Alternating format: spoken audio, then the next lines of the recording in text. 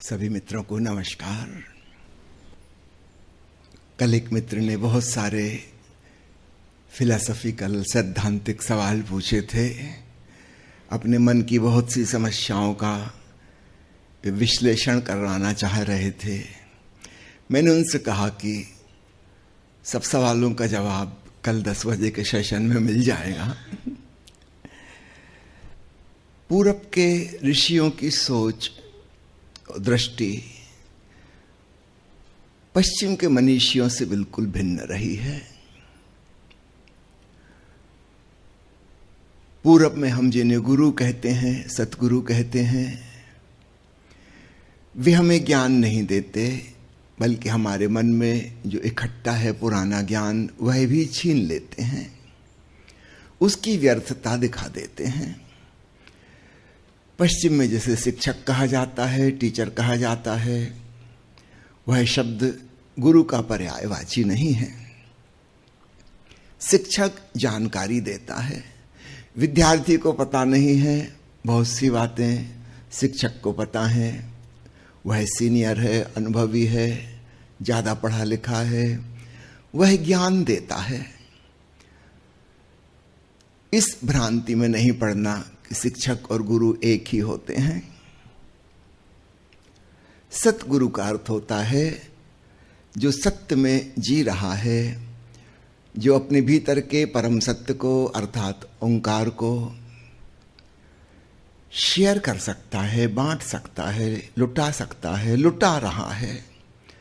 और वह बांटना ऐसा नहीं है कि उसमें कुछ करना पड़ता हो।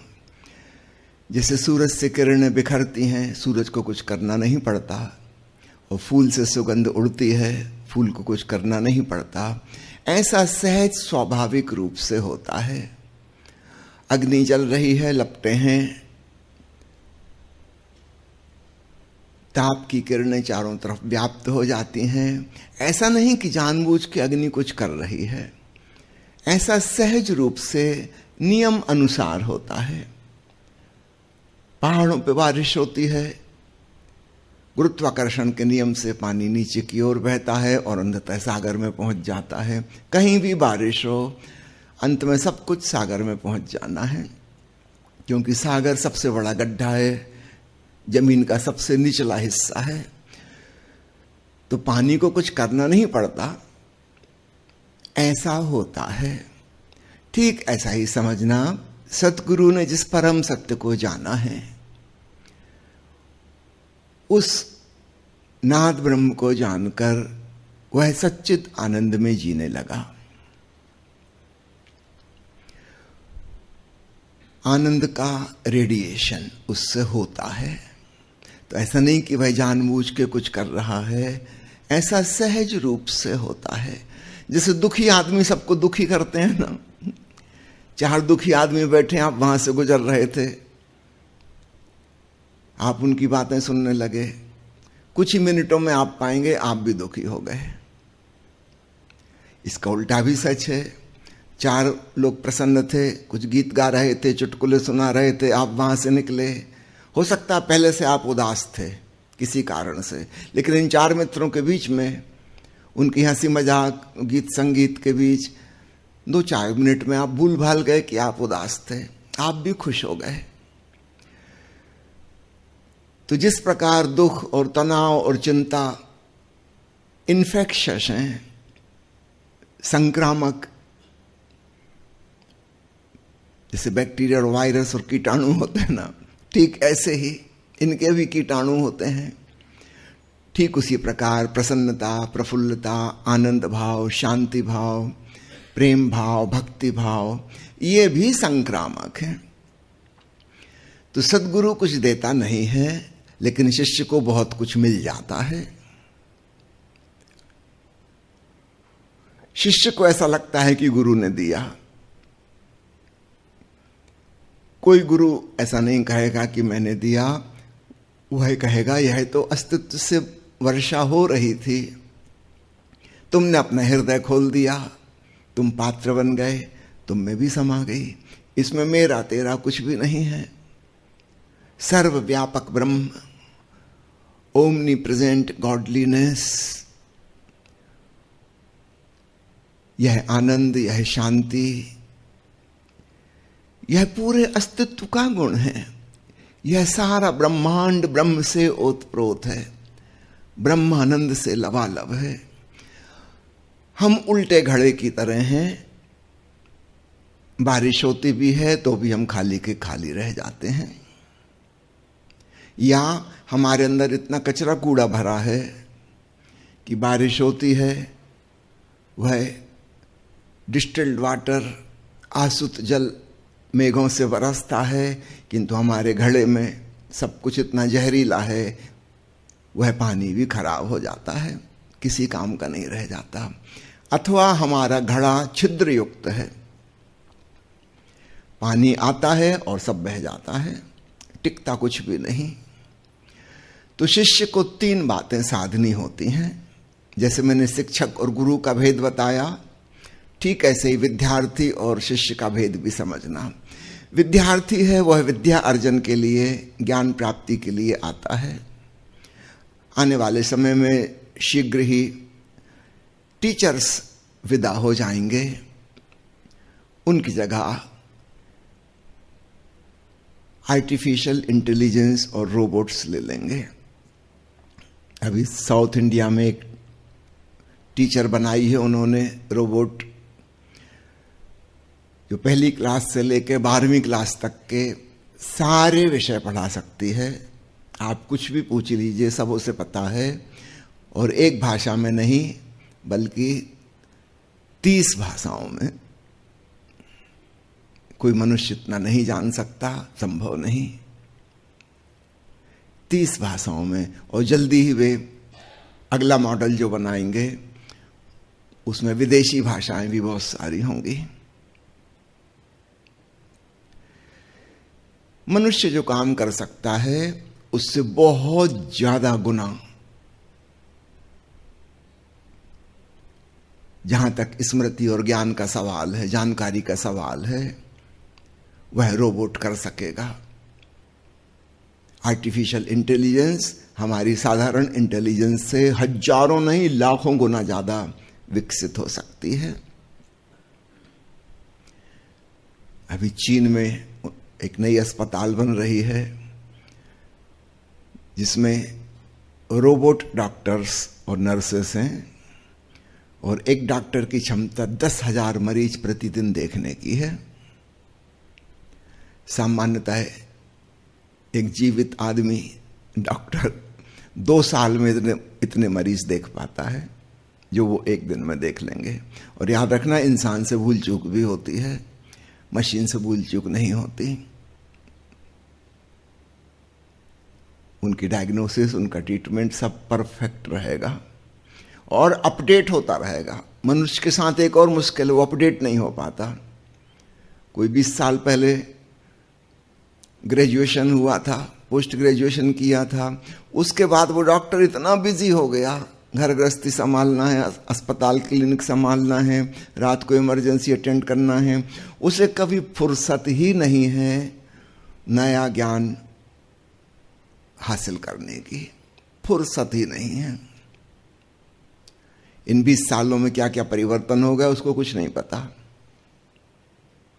वो जो पढ़ के निकला था वो वही ट्रीटमेंट कर रहा है। रोबोट हमेशा अपडेटेड रहेगा, लेटेस्ट जानकारी उसके पास रहेगी। तो धीरे धीरे शिक्षक खो जाएंगे दुनिया में, उनकी कोई आवश्यकता नहीं बचेगी, सारा काम मशीन टेक ओवर कर लेंगे। याद रखिएगा, गुरु तब भी महत्वपूर्ण होगा जिसने अपने भीतर शांति और आनंद को जाना है। ऐसे व्यक्ति के निकट बैठना, उसके सत्संग में होना, इसलिए सद्गुरु के संग को सत्संग कहा जाता है।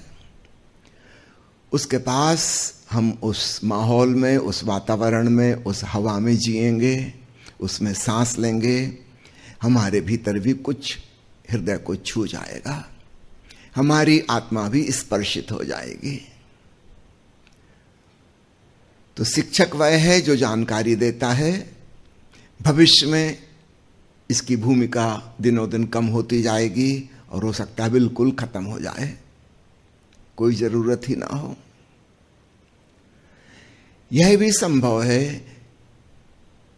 किसी को इंजीनियर बनना है तो एक छोटी सी कंप्यूटर चिप उसके खोपड़ी में लगा दी जाए जिसमें इंजीनियरिंग की सारी जानकारी है और गूगल के द्वारा अपडेट होती रहेगी, और वो छोटा सा बच्चा 10 साल का, उसके पास पूरी जानकारी हो गई जो 25-30 साल पढ़ाई लिखाई के द्वारा प्राप्त होती थी।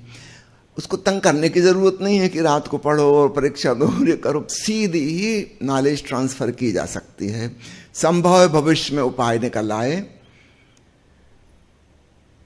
कि सीधे ही हमारा मस्तिष्क इंटरनेट से जुड़ सके। हो सकता कोई छोटा मोटा इक्विपमेंट, कोई छोटी सी सर्जरी, भीतर एक चिप फिट कर दी, बस आपको जो भी जानकारी प्राप्त करनी है प्राप्त कर लीजिए। सिर पे बोझ ढोने की जरूरत नहीं है हमेशा के लिए। तो शिक्षक का काम धीरे धीरे रिप्लेस हो रहा है और देखते देखते निकट भविष्य में शायद 10-15 साल में पूरा हो जाएगा। स्कूल कॉलेज की भी कोई आवश्यकता नहीं बचेगी। गुरु का कार्य बिल्कुल भिन्न है।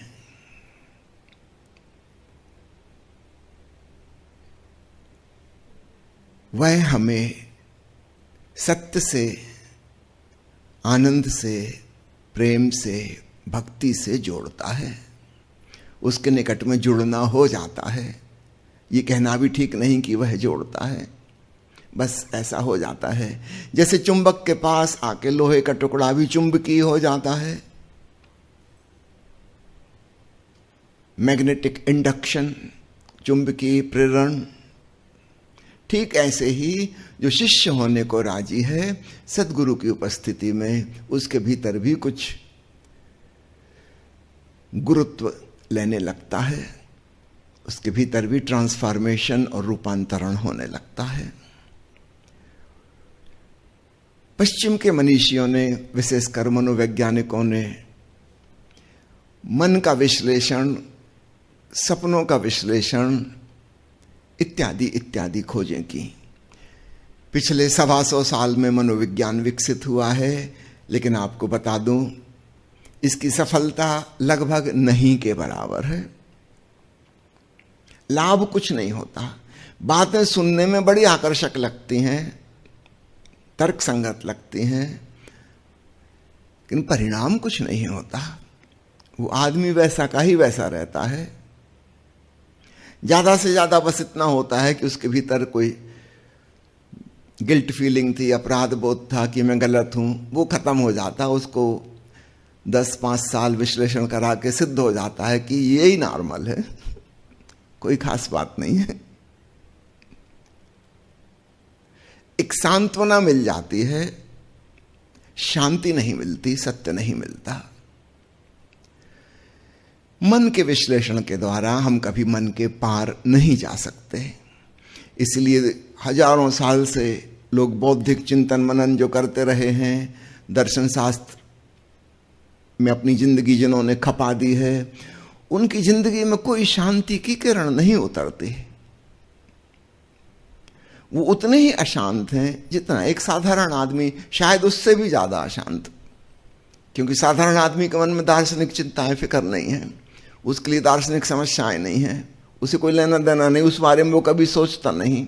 ये आदमी बाकी सब तो सोचता ही है, कुछ हवाई बातें और सोचने लगा और उनको बड़ी महत्वपूर्ण समझता है। वो गंभीरतापूर्वक सोचता है, हाथ में कुछ आता नहीं, लेकिन एक भ्रांति बनी रहती है कि चिंतन मनन करके मैं कुछ समस्या का हल निकाल लूंगा। ऐसा हजारों साल से मनुष्य करते आ रहे हैं। जिनको शांति मिली है, आनंद मिला है, उन्हें किसी अन्य मार्ग से मिला है। ये चिंतन मनन, सोच विचार इसके द्वारा नहीं मिला। इससे तो सिर दर्द होता है, सिर भारी हो जाता है। आनंद मिलने का सवाल नहीं, जो थोड़ा बहुत था वो भी खो जाता है। आपको मेरी बात का भरोसा ना हो, सिगमंड फ्राइड की आप सिर्फ एक किताब पढ़ लेना। मोटी मोटी किताबें हैं, 1,000 पेज की, 5 किलो 6 किलो वजन वाली एक किताब पढ़ते पढ़ते आपकी स्थिति ही पगलाने वाली हो जाएगी।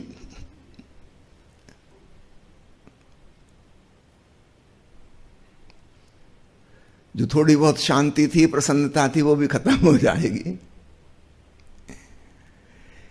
भारत के ऋषियों ने एक दूसरा रास्ता खोजा था, वह था मन में जो भी चल रहा है, सवाल हैं, प्रश्न हैं, जो भी चल रहा है, भावनाएं हैं, कभी सद्भावना है, कभी दुर्भावना है, जो भी है, तुम चुपचाप दूर से उसे देखो। ये बात ही बिल्कुल अलग थी। सुलझाना नहीं है, न उसमें से कुछ हटाना है, न किसी चीज को पकड़ना है, रोकना है, न किसी को दूर करना है। बिल्कुल पक्षपात रहित होकर, नॉन जजमेंटल एटीट्यूड के संग चुपचाप देखो क्या हो रहा है। देखते देखते एक बात पक्की हो गई कि मैं देखने वाला हूं, इस सबसे भिन्न हूं। ये जो चल रहा है मेरे भीतर मन में, यह दृश्य है, बदलता रहता है। कभी कुछ विचार, कभी कोई विचार, कभी कोई समस्या, कभी कोई प्रश्न, कभी कोई उत्तर, कभी क्रोध आ गया, कभी करुणा आ गई, कभी प्रेम आ गया, कभी घृणा आ गई। ये खेल चल रहा है। लेकिन एक बात पक्की है कि जब प्रेम की भावना नहीं आई थी तब भी मैं था, फिर वो भावना समाप्त हो गई, अभी भी मैं हूं। अभी गुस्सा आने लगा, अभी भी मैं हूं। ये गुस्सा चला गया थोड़ी देर में, मैं अभी भी हूं। मैं कोई और ही हूं जो सदा सदा मौजूद है। एक नए तत्व का एहसास हुआ। हम मन की, विचारों की, भावनाओं की उलझन के बाहर निकले। ये बाहर निकलना समाधान बनता है। याद रखना, समस्या की चिंतन मनन से समाधान नहीं आता, उसमें तो हम उसमें और फंस गए, उलझ गए। समाधान कैसे आया?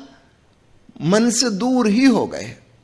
और दूर होने की तरकीब क्या है? दृष्टाभाव से देखना। जब हम किसी चीज को देखते हैं तो एक डिस्टेंस निर्मित हो जाती है।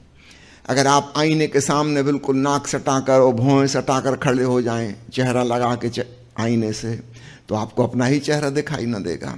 देखने के लिए एक दूरी चाहिए।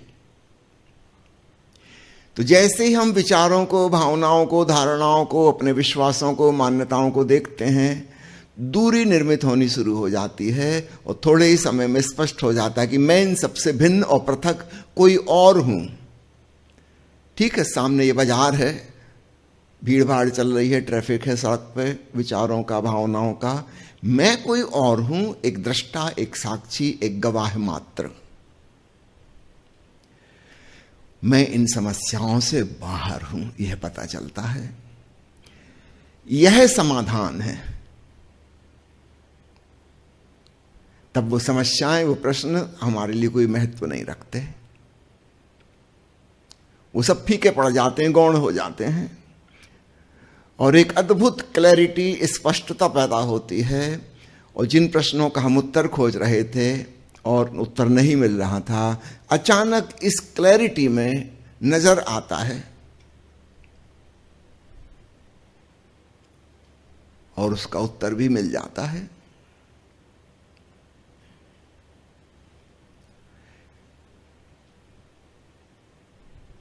अद्भुत घटना घटती है।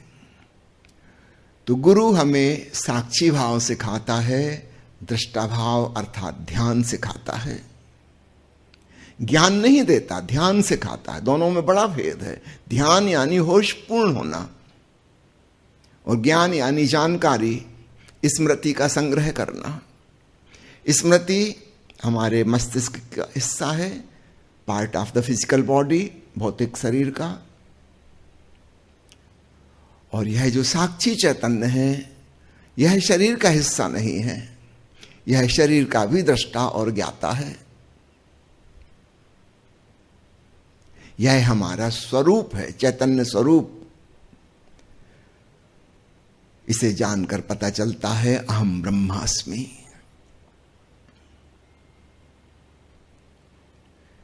अपने असीम विस्तार का एहसास होता है। तो शिक्षक और गुरु के कार्य बिल्कुल अलग अलग हैं, लगभग एक दूसरे के विपरीत। शिक्षक देता है ज्ञान अर्थात जानकारी, सद्गुरु देता है ध्यान जो हमें आत्मज्ञान की ओर ले जाता है। याद रखना, जगत का ज्ञान नहीं, आत्मज्ञान, स्वयं के होने का एहसास, ब्रह्म ज्ञान फलित होता है। और इसलिए शिष्यों ने कहा है अपने सद्गुरु के लिए कि गुरु ब्रह्मा गुरुर्विष्णु गुरुर्देवो महेश्वरा। जिसके माध्यम से हमने ब्रह्म को जाना वह ब्रह्म स्वरूप है हमारे लिए। जब हमें अपने भीतर के ब्रह्म का पता चला तो यह भी पता चलता है कि वह सर्वव्यापक, सबके भीतर वही है। पहले गुरु में झलक मिली थी, फिर गुरु ने इशारा किया अपने भीतर डूबो, अपने भीतर आके हमने उसको अनुभव किया और उस अनुभव के साथ यह भी पता चल गया कि यह सर्वव्यापक ब्रह्म है। शिष्य भाव से आओ, छात्र की भांति नहीं, विद्यार्थी की भांति नहीं। तुम्हारे बौद्धिक सवालों का जवाब गुरु नहीं देगा, और अगर कभी देता भी है तो केवल तुम्हें फुसलाने के लिए कि तुम थोड़ी देर टिको, रुको, धीरे धीरे तुम्हें राजी कर लेंगे कि ध्यान पूर्ण बनो, होश पूर्ण बनो। इन सवालों में क्या रखा है? हमारे सवाल सब बचकाने सवाल हैं। समझो कोई बच्चे ने बचपन में परी की कहानियां सुनी थी और फिर वो पूछने लगा कि बताइए परी जो कपड़े पहनती है सफेद रंग के, वो किस दुकान से खरीदती है, कौन से ब्रांड के कपड़े रहते हैं? जब बुड़ के यहां से चली जाती है तो फिर वो कहां जाके निवास करती है, उसका घर कैसा है? आप क्या बताओगे? आप वयस्क हो, आपको पता है ये छोटा बच्चा है, ये जो सवाल पूछ रहा है इसके लिए बहुत इंपॉर्टेंट है, लेकिन आपके लिए हास्यास्पद हैं, चुटकुले जैसे हैं, और उसके किसी भी प्रश्न का आप जवाब दोगे वो गलत होगा, क्योंकि प्रश्न ही गलत है। लेकिन बच्चे को तो हम नहीं समझा सकते, अभी उसमें इतनी अकल नहीं है कि तुम्हारा प्रश्न ही गलत है।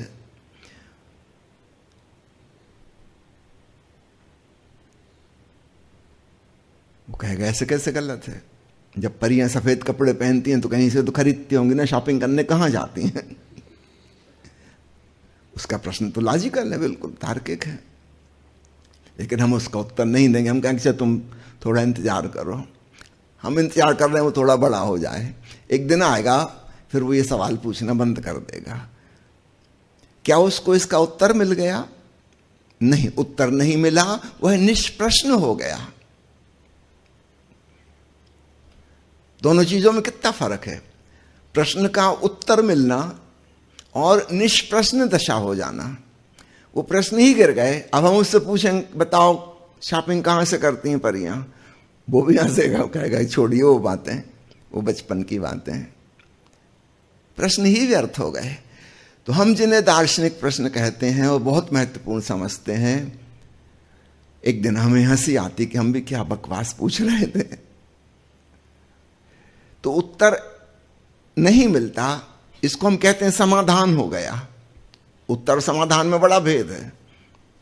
कोई उत्तर नहीं मिला, हम निष्प्रश्न हो गए, कोई हम ज्ञानी नहीं हो गए, सवाल की व्यर्थता नजर आ गई और वो बात खत्म हो गई। अब वो चिंता फिक्र मिट गई कि परियां कहां से शॉपिंग करती हैं, हम निश्चिंत हो गए, हम मजे में। इस भेद का स्मरण रखिएगा।